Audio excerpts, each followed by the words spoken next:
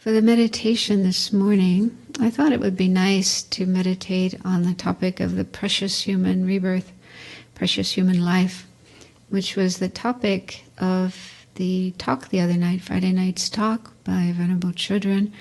And I think we all found it a really wonderful, inspiring talk. And so it's good to spend some time meditating on these points. So this meditation is very uplifting, energizing, inspiring to use our life wisely in ways that are meaningful and beneficial.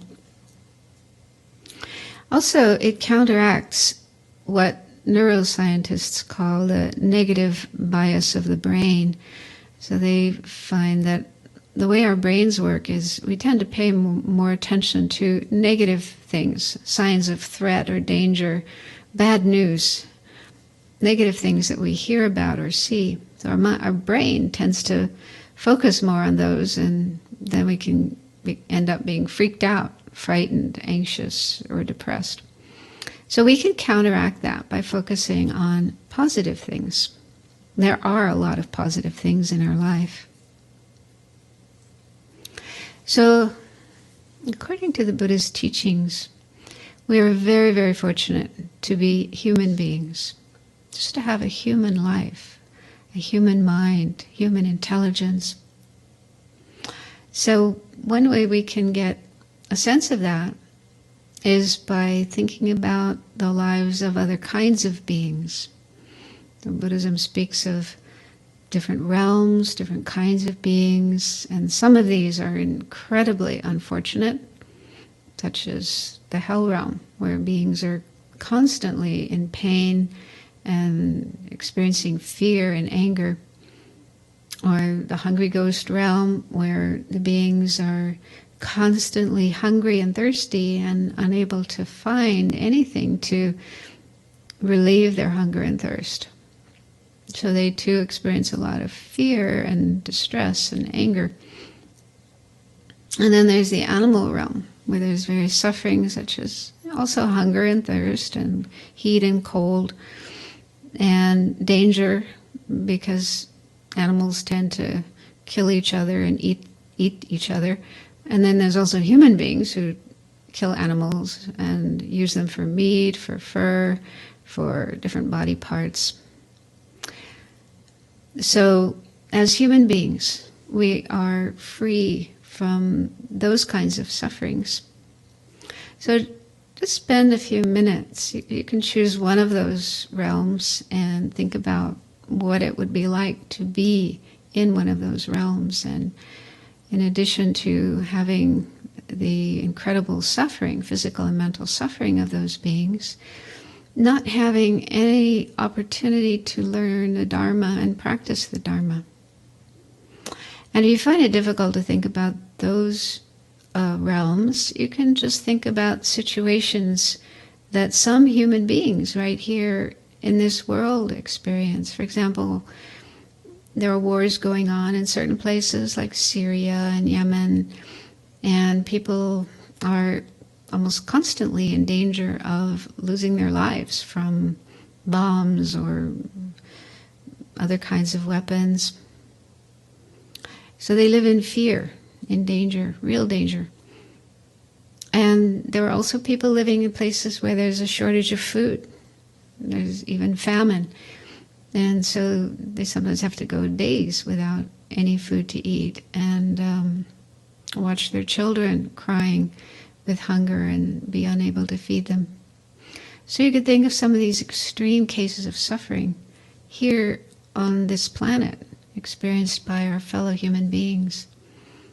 And just understand how fortunate we are that we are free of those kinds of sufferings, so that we can use our lives in ways that are beneficial for ourselves and others.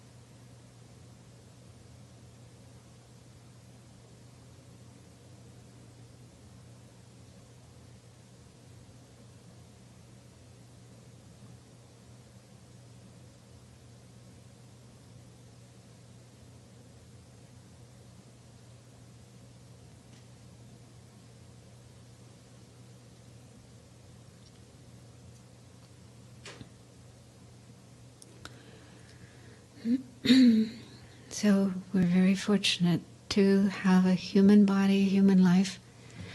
But on top of that, we're also healthy, at least relatively so, physically and mentally.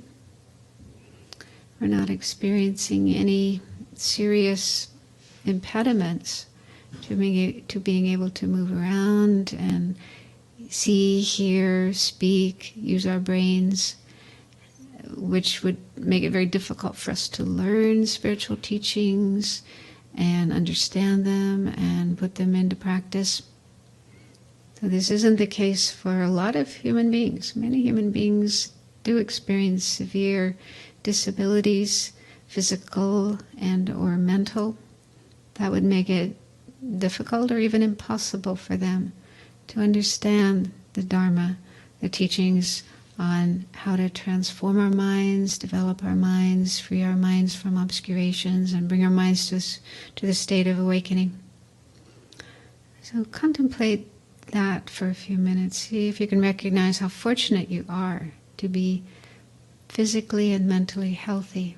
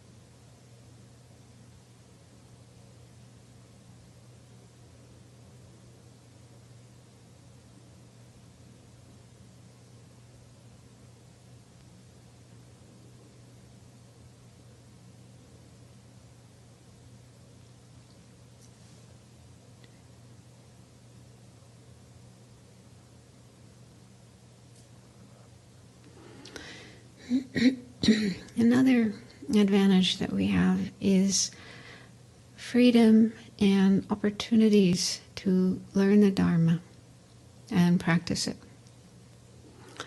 So this can include just being in a world where the Buddha came. The Buddha appeared in this world and gave teachings on the path to enlightenment, showing us how it is possible to transform our minds and bring our minds to enlightenment, to awakening. And those teachings are still available. They haven't been lost or forgotten. They're still available. They're still practiced. And we have access to them. And again, that isn't the case for a lot of people. There are people living in countries where the government places strong restrictions on information. People are not able to access information as they wish through the internet, through books and so forth. They're only allowed certain information allowed by the government. And also some places don't allow religious freedom. People are not free to choose what religious teachings they learn and practice. They are required by law and or by their families to follow certain religions, which may not include Buddhism. So that probably isn't the case for most of us. We live in countries where we do have the freedom to read information on the internet, books, and so forth. So we do have the chance to learn the Buddha's teachings and put them into practice. And the government, our family, and so on are not preventing us from doing this. So you can think about what it would be like to be in one of those situations and how difficult it would be. You might go your entire life without ever having the chance to even hear a word of Dharma, much less put it into practice. So try to recognize how fortunate we are having the freedoms and opportunities we do have.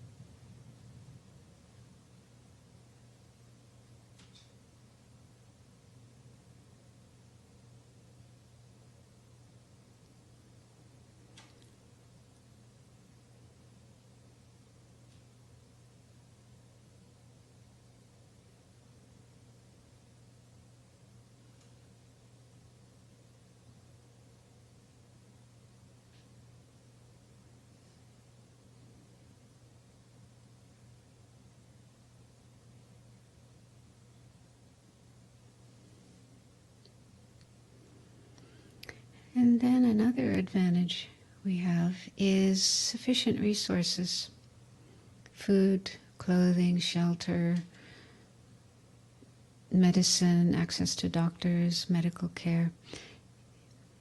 Even though some of us may not have as much of these as we would like, or even as much as we need, but probably we don't have to spend all our time and energy 24 hours a day just keeping ourselves alive, which is the case for some people in the world, which wouldn't leave much free time to be able to listen to teachings, study, think about them, meditate on them, and so on. So probably most of us do have at least some time in our day, free time, which we can use to learn and practice the Dharma and work on transforming our minds. And even in those times when we do have to work to support ourselves and our families, those also can be used to engage in Dharma practice. There's always some practices we can do even when we're working.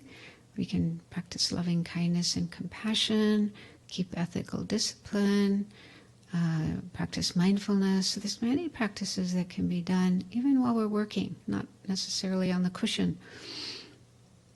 So once we know Dharma and have the interest in practicing it, then every situation that we are in is an opportunity to further our understanding and practice of the Dharma.